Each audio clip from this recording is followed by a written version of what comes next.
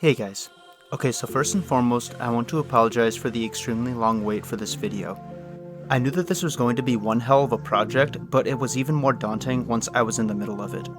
I am a full-time student in the final year of my undergrad, and on top of that, I still work and have an internship. Needless to say, things got a little hectic in the latter part of the summer, and I've been trying to adjust to school being completely online.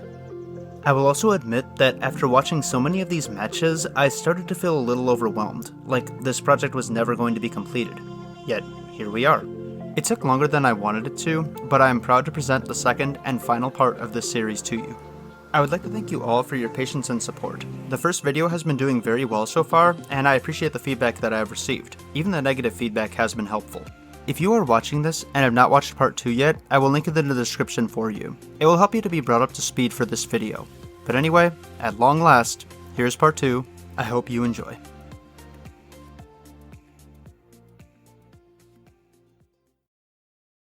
Hello.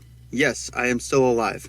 Given that part 1 came out quite a while ago now, let's give a quick 30-second review of what happened in Stage 1. At the beginning of the season, Dallas were projected to be one of the best teams in the league. They were seen as the best and only Western roster that would be able to compete against the Big Three from South Korea. However, as the stage progressed, Dallas had some issues winning matches. For one reason or another, Dallas failed to live up to their preseason expectations and would finish Stage 1 with a disappointing 3-7 record. There were some positives going into Stage 2 though. Towards the end of the stage, Dallas finally seemed to know who they wanted to field each week, and they had established themselves as one of the best anti-dive teams in the league. Additionally, XQC would be coming back from suspension, and that pretty much brings us up to speed. Heading into Stage 2, Dallas would be bringing in some new players. The team had already announced that they were bringing in AKM, but they were also signing another DPS player as well. Rascal had a similar story to that of Effect for why he was joining the team. He was an incredibly talented player who deserved to be a starter. But when the other DPS players on your team are arguably the greatest Overwatch player of all time and an early season frontrunner for MVP, there's just not a lot of reason to justify playing him over them. With these two additions, Dallas's DPS lineup was stacked. Seriously, they had 5 different players at this position, but how would they utilize all of these great players? Well, some changes were coming to the lineup that would answer this question. Of the 5 DPS players the team had, only 3 of them would actually be playing DPS in Stage 2, Effect, Rascal, and AKM. But what about Taimu and Seagull? Because of XQC's unpredictability and Coco's continued struggles on Winston, it was decided that Taimu was going to be making a transition over to main tank, primarily to be a Winston player. This decision was weird, but it did make some sense. Taimu had a decent Winston already, and he was one of the more vocal players on the team, so putting him on a role that required a vocal player seemed like a good idea. There was also some hope that he would have a better synergy with Mickey on their dives, and on top of this, Taimu already had the best Roadhog on the team, and Mickey had a pretty solid Orisa in his own right. So if they ever wanted to play anti-dive again, they could easily transition to that without too much trouble. As for Seagull, it was announced pretty early on that he would be taking some time away from playing matches so that he could learn how to play Diva. I'm not entirely sure why they made this decision, but it likely had to do with Mickey's ongoing struggles, or maybe they just wanted to have more options. Either way, I wanted Dallas to have more tank options, and I guess this counts.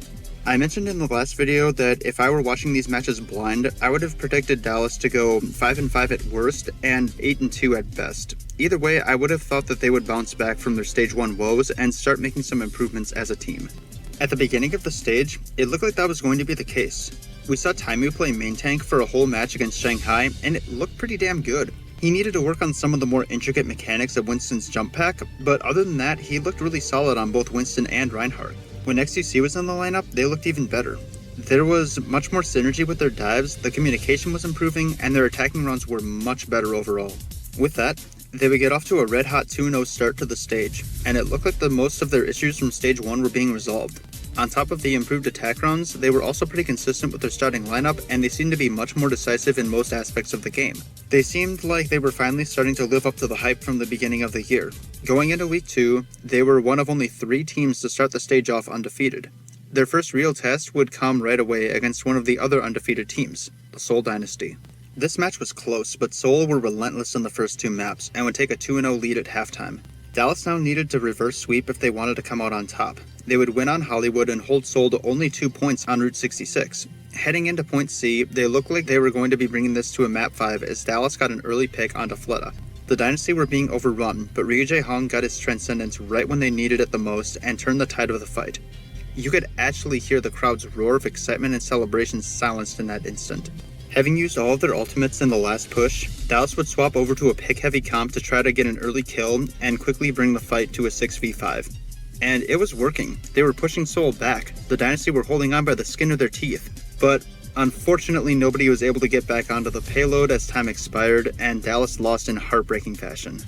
This loss was gut-wrenching, but hey, it's okay. Losing to the Dynasty is nothing to be ashamed of. This was one of the top teams in the league at the time, and Dallas took them to the brink once again. 3 games into the season, and we had seen nothing but high-level play from the Fuel, and because of that, many were confident that they would have no trouble disposing of the Valiant. And right when people were starting to trust Dallas again, they go ahead and come out looking totally flat. They would fall to the Valiant 3-1, and we're now sitting at 2-2 on the stage. So, week 2 was rough. But week 3 had a lot of promise for the team to get back on the right track. Their next 2 opponents would be the 3-11 Shock and the 1-14 Mayhem. This was a godsend for the Fuel. Win these 2 matches, go into the second half of the stage with a 4-2 record, and get some of your confidence back after week 2. But yeah, about that. After a thrilling game 1 on Volskaya ended in a draw, and another close loss on Nepal, Dallas would look awful for the rest of the match against the Shock, eventually falling 3-0. Okay, that wasn't supposed to happen. But it's okay. Just dispose of the Mayhem, go into week 4 at 3-3, and you still have some chance of making the playoffs. 2 maps into the Mayhem game, and it looked like Dallas would dispose of them easily. They even won a control, and they never went on control. But then Florida wins Kings Row. And then they won Gibraltar. Even knowing the match score, I still had a hard time grasping the fact that they just let the Mayhem of all teams reverse sweep them. Starting off as hot as they did, it was pretty hard to fathom that they had dropped 4 games in a row. But why? Why did they go from looking so good to looking so bad in a matter of just 2 weeks? Well, for starters, the lack of direction and team identity seemed to be creeping back into their game. On his stream, XUC said that they were trying to play 3 different styles at once: aggressive, passive, and defensive. He speculated that if they could just settle on one style, they would be doing so much better. Secondly, they would have players get picked off before a fight would even start an awful lot, namely Chip Cyan. And then there were the issues with players. Since joining the team, Rascal had barely been used, and Kaikai said that it was because he was still being integrated into their strategies. Kaikai also said that he hardly spoke any English, which made communication with him very difficult. With Rascal barely playing and Seagull gone, they had nobody who could play projectile heroes. This meant that AKM would have to flex onto those heroes, and he was not very comfortable playing them. He went from being one of the most effective damage dealers in the league to basically becoming a meme. But things got even worse. After the loss to the Shock, XQC would continue his controversial offstage antics and was suspended once again by the league. 2 stages in, and 2 suspensions led the organization to agree to cut ties with the main tank player. This meant that main tank duties would fall on Taimu's shoulders for the rest of the stage. Going into week 4, Dallas were sitting at 2-4. If they win out, maybe they have a slight chance of making the stage playoffs, or at least they could finish the stage with some dignity. That whole winning out thing did not start off very well in their match against Boston. They played them close in the first 2 maps, but the Uprising were the superior dive team in every way. The next 2 maps were a disaster for the Fuel. The match ended with Boston flexing on Dallas by nano-boosting a Widowmaker as they took the series 4-0. The next match against the Fusion would be just about as awful. Dallas would fall 4-0 once again, and they looked pathetic. There's no way around it. The team was really missing XQC out there. Taimu's Winston just continued to get worse and worse. Given that he and Mickey had a great relationship off stage, you would think that they would have at least a halfway decent communication as a tank duo. But you would be wrong. Taimu would dive in alone half the time, but when he and Mickey were on the same page, it may have even been worse for the team. Taimu and Mickey would dive into the backline way too deep and would leave their supports out to dry push after push. If the supports miraculously stayed alive somehow, the tanks died because the healers didn't have enough resources to keep them upright. Not to mention they were usually staying in the backline way too long anyway. It's pretty safe to say that the Taimu main tank experiment was not working out at all. If only they had another main tank on the roster that they didn't bench for the entire stage. Seriously, I don't know why they never played Coco for even a map. Was he a fantastic main tank player? No, but he was certainly better than Taimu at this point. Additionally, that anti-dive strategy that they were really good at in Stage 1, yeah, they never played it once for all of Stage 2. They wanted to be good at diving so badly and refused to accept that they just weren't very good at it. By the end of week 4, this team looked dead in the water. Against Boston and Philly, they had no synergy, no flashes where they looked like the team they used to be. They were pretty much garbage. What made matters worse was when some of their comms got leaked during their attack round on Hanamura against the Fusion. Chase first. Yeah. Monkey. No. Chase the point. I got him. Me. And open. Nice. I need help. Here. I try. Oh, somebody call. Hold him back. There's- Fall back, Mickey. Fall back. Backing. Reset. We need to work together. We're backline's getting split up super hard. Stay. Yeah, you have to stay If together. I call push, is go push. Yeah. These comms sound more like something that you'd expect to hear out of a random comp game in Gold. And this is supposed to be a professional esports team. This was certainly rock bottom for the team in Stage 2. To try to fix the main tank issues, Dallas would be signing OG, but he would not be available to play until the second week of Stage 3. And it didn't really fix their current issues. To be fair, after their horrible performance in week 4, it really didn't look like anything was going to be able to salvage the rest of this stage. But then something weird happened. Given that I had to watch 40 of these matches, there was just too much information for me to remember off the top of my head, so I needed a little help by making notes. And before every match, the first thing that I would write down is who is in the lineup for every map. And I saw something strange at the beginning of their match going up against the Excelsior. No Taimu, and no Coco either. But Seagull was back, and he was playing Diva. But who is playing main tank for them? Well, it would actually be Mickey. Allow me to explain. See, apparently while getting ready for a scrim game, Taimu had to use the restroom, and he took a little too long. When the Fuel were notified that they needed to start playing with or without him, they decided to send Seagull in to play tank. The only issue was that Seagull really only knew how to play Diva, so Mickey took up the main tank slot for the scrim game. And it went pretty well apparently. Well enough that they continued to run it, and they liked it enough to actually try it in a match. So yes, Taimu lost his starting role on the team because he needed to go to the bathroom. With Seagull in the lineup, the team somehow looked revitalized. They took their first map in over 2 weeks, snapping a 12-map losing streak. And the other maps where they lost against NYXL were surprisingly competitive. In fact, they almost won this series. They barely lost on Volskaya, somehow wrecked them on Lijiang Tower, lost a close one on Hollywood, but won a nail-biter on Gibraltar to bring it to that all-important map number 5, which, of course, is Control, where they would lose 2-0. Still, the fact that this team, who looked dead in the water just a week prior, took the best team in the league to the edge is crazy. And if things went differently on Volskaya, they probably would have won. The casters mentioned that this was the first game in quite a while where Dallas actually looked like a team, and I agree with them. Not only did the Mickey Seagull tank line have superior communication, but they also knew how to get in and out of a dive properly. Because of this, less resources were pushed into the tanks, and the tanks were available to help peel for the supports. But all the peel in the world couldn't save Dallas from the terror that was the London Spitfire. Dallas would fight back and give London a run for their money, but this team was simply too good for Dallas to handle. They would follow the Spitfire and finish the stage with a 2-8 record.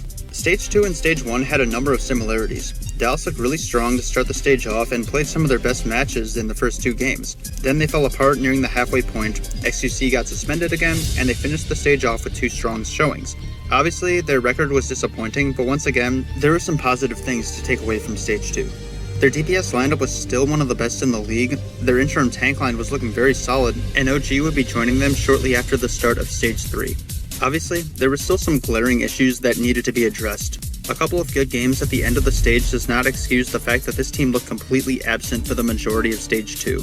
They still had not had a consistent person playing main tank, and with how important main tank is to the structure of a team, there's no wonder that this team lost as much as they did. The communication in-game was inconsistent at best and non-existent at worst. Finally, some of the decisions for who was playing on certain maps was a little bit questionable, especially at Flex DPS. It didn't happen all the time, but there were some times where I wanted AKM to be playing instead of Rascal for the more hitscan-centric maps, but for the most part, I just wanted to see Rascal in the lineup. Instead, we would get to watch AKM's terrible Genji hopelessly flail around, and all I could do was ask why Rascal was not subbed in. Going into Stage 3, I can't say that I had very much optimism for the team, especially compared to my optimism going into Stage 2. At least in Stage 1, Dallas looked like a good team that was on the brink of breaking out. They had some personnel issues and lacked a team identity, but those issues seemed to be getting ironed out by the end of the stage. By the end of Stage 2, they should have had those issues resolved, and they should have been competing for a stage playoff spot. Instead, they continued to underperform. I guess you could say that the Fuel were one of those teams that would either play up or down to the level of their competition. Maybe they could get hyped up for a good opponent and overperform. And maybe they couldn't get motivated enough for a weak opponent and would play poorly. Either way, this didn't lead to many wins, and for a team that was expected to do as well as they were, this is just not acceptable.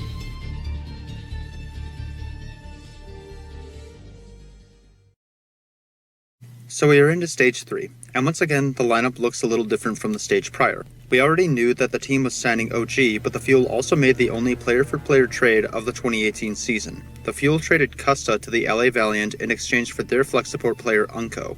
This raised some eyebrows at first. Custa was the main shot caller for the team and never really played poorly. The main reason for the trade was that Dallas needed a good Zen player. Chips and Harry Hook were serviceable, but were clearly not as comfortable on him as they were on other heroes. Unco had a great Zen, but he was usually benched for Kariv on the Valiant.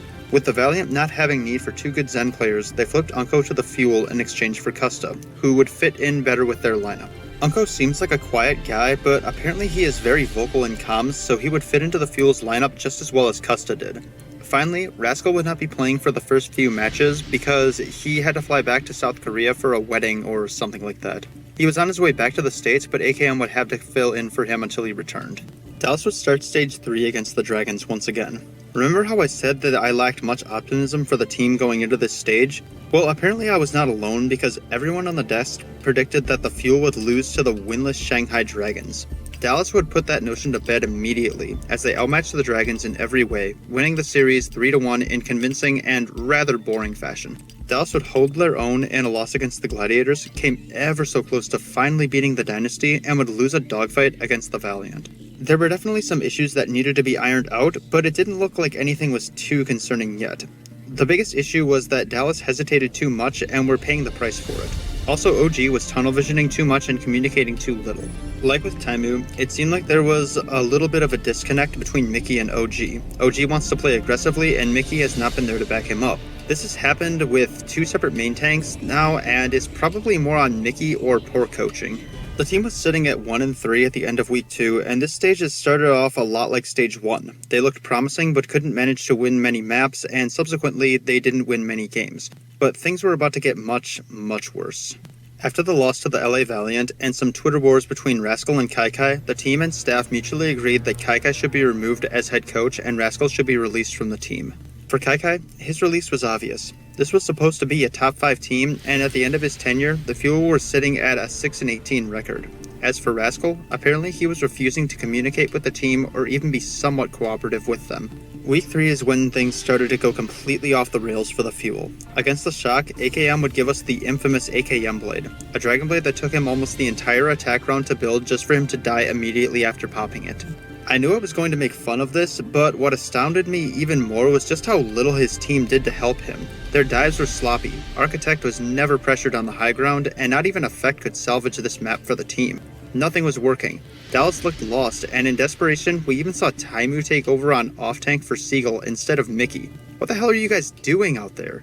Not much else needs to be said about this match, as the Fuel were defeated in a very frustrating 4-0. They then got rolled by Linkster and the boys, and then they couldn't even take a map off the Mayhem until they were already trailing 0-3 and the series was lost. Kaikai may not have been a good coach, but even a bad head coach is better than no head coach at all.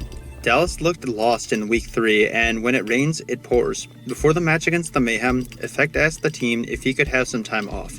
After months of struggling with his mental health battles and trying so hard to be the carry that the team desperately needed, he was starting to lose his fight and needed to go back home. The Fuel allowed him to leave and said that the earliest we would see him back would not be until stage 4. And spoilers, he would not return for the rest of the season. I can't really say very much about the rest of this stage because how can you make judgments about a team that is barely even a team? They hardly had any direction while Kaikai was there, so of course they were going to look clueless without him. With Effect and Rascal gone, the only DPS players they had left were Taimu on Hitscan and either an unpracticed Seagull or AKM on Projectile. Taimu was also unpracticed. He admitted that he felt like he couldn't hit anything ever since transitioning over to main tank. For Seagull, it was the same.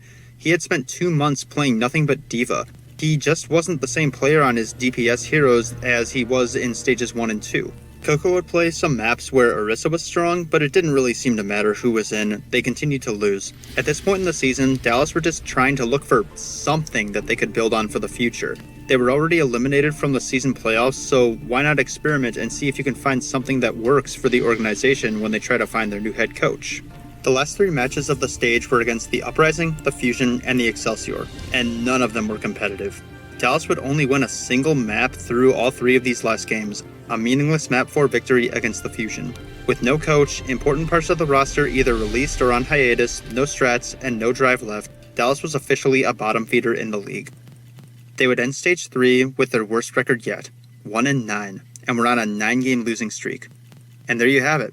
This is how the Dallas Fuel went from being seen as a championship contender to becoming one of the worst teams in the league, if not the worst team at that point.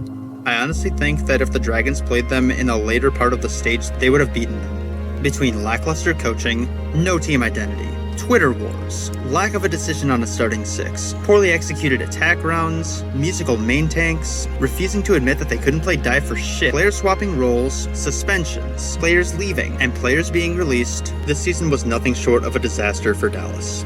I'm gonna admit it. One of the reasons why this video took so long to get out was because it just wasn't even fun to watch these matches in Stage 3.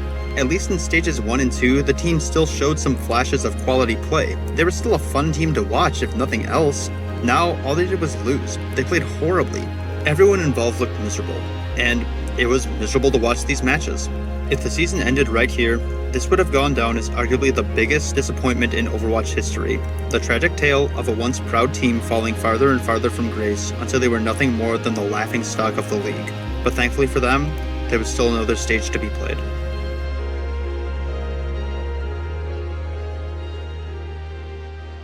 He comes in immediately, shield bash, pushed away.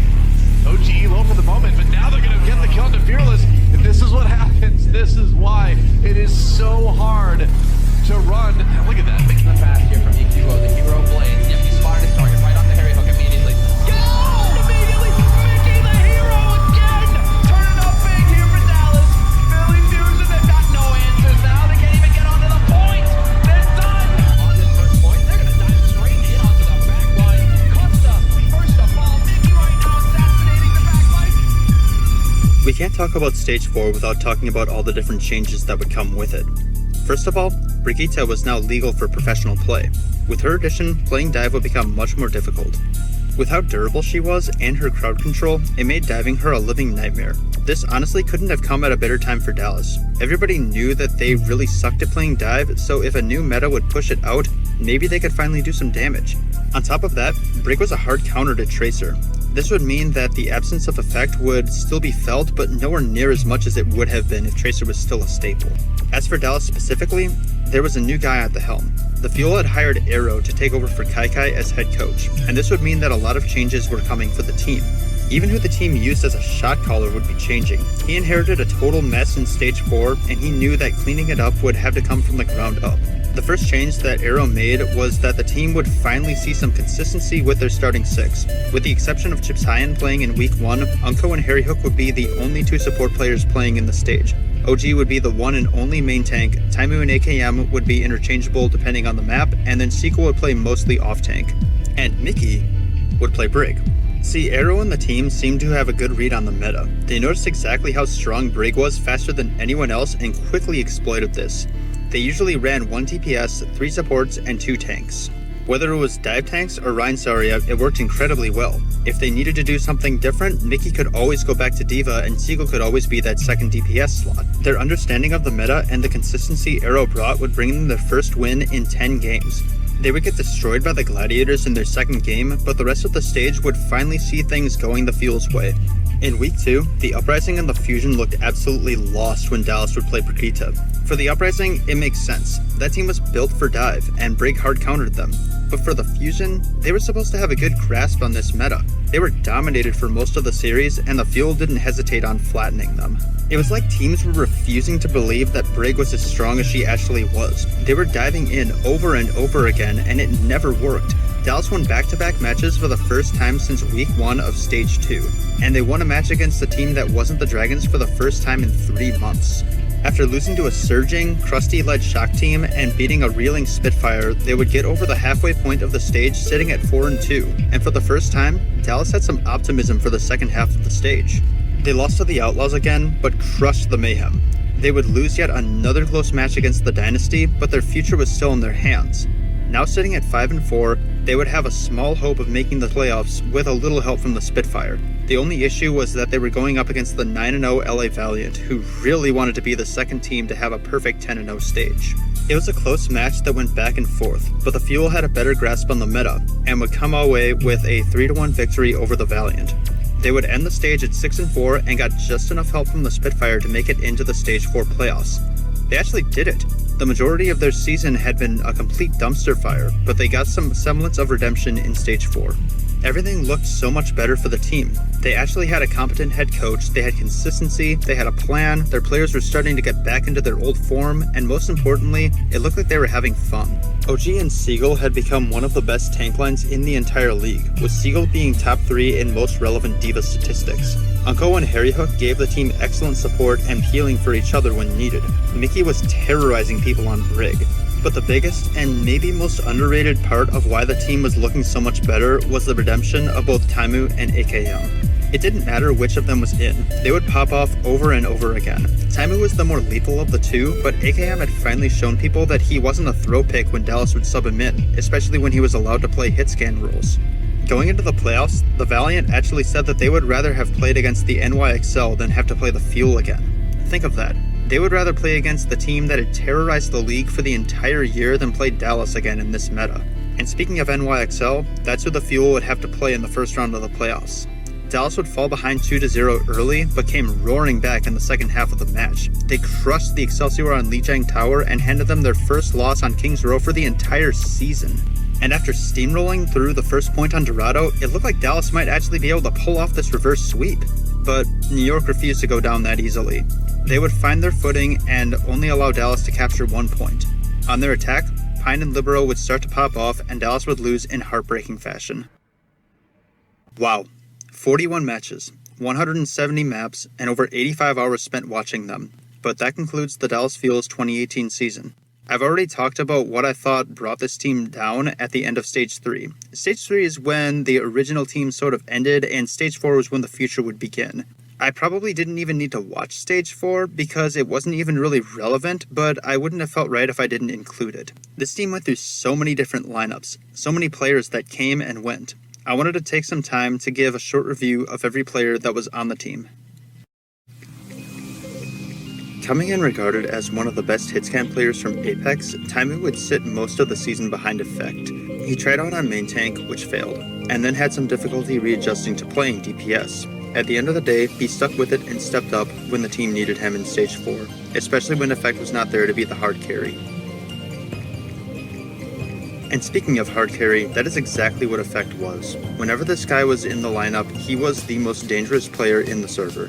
Unfortunately, his mental health issues got to him and he needed some time away from the game. I truly do hope he has found peace of mind since then. In fact, you'll probably never watch this, but just know that you did your job. The Fuel's shortcomings were not your fault. Seagull was brought in to give the team some high-level projectile play that they had been missing since 2016. On DPS, Seagull looked great while in the lineup, but it would be on tank that he would find his greatest success, as he became one of the best divas in the league. Seagull was such a trooper for the team. He always seemed to be a positive presence while on stage, even when they were at their worst. He played whatever they needed him to, and I can't think of a better flex player for this team. Chips came into the league being regarded as one of the best flex support players around, and the second best Ana behind Ryujay Hall. However, he really never lived up to that hype during the season. He would see a decent amount of play in Stage 1 on Mercy, but not much else. That is not to say that he played poorly. He was a solid player, just not the top flex support player everyone hyped him up to be. He was a very capable backup for both main and flex support, but that was about it. If you watched Terry Hook in the Apex days, you would know that he was more than just a Lucio player. The guy was very mechanically gifted and could play pretty much anything you asked him to. Throughout the season, you would see him play main support, flex support, a little DPS, and eventually he became the team's best Mercy player. Harry Hook was always overshadowed by other more vocal members on Envious, but he may have been the team's most consistent player with the exception of Effect. Custa was brought in to give the team better shot calling coming from the backline, and he absolutely brought that. He was only on the team for half the season, but he was definitely a bright spot for the Fuel during his time there. He would go over to the Valiant and show exactly how good of a player he was once he had a decent team around him. I'm still convinced that Coco was only intended to start until XQC was ready. After that, he would become a solid backup and a Rhine specialist before that was even really a thing. Everyone I ask talks about how god-awful he was during his time in the league, but I honestly don't see it. He wasn't a world beater on main tank, but he gave the team consistency, and his Winston was definitely better than Taimu's. I can't stress that enough. He has received some flack, but I think it was undeserving. As far as I'm concerned, he did his job when in the lineup. Oh boy, where do I even begin with Mickey? I watched this guy during the Apex days, and even in Season 2, he was starting to fall off as a player. Maybe he was kept on the team for his charisma and cohesion with the rest of the players, but I can't believe they didn't sign another off-tank just in case he struggled, which he did. While his off-tank performances were pretty poor, he made up for it by becoming the best brig in the world in Stage 4. He was an integral part of their success at the end of the year, but it doesn't excuse his poor play for 3/4 of the season. XQC was supposed to be the superstar that spearheaded the Fuel's dive.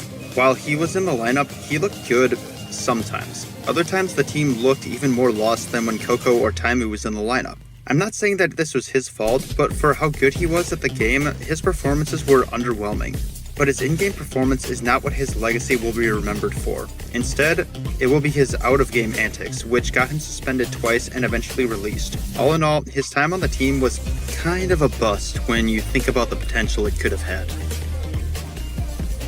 I have to say that AKM probably had the best redemption arc of any player on this team.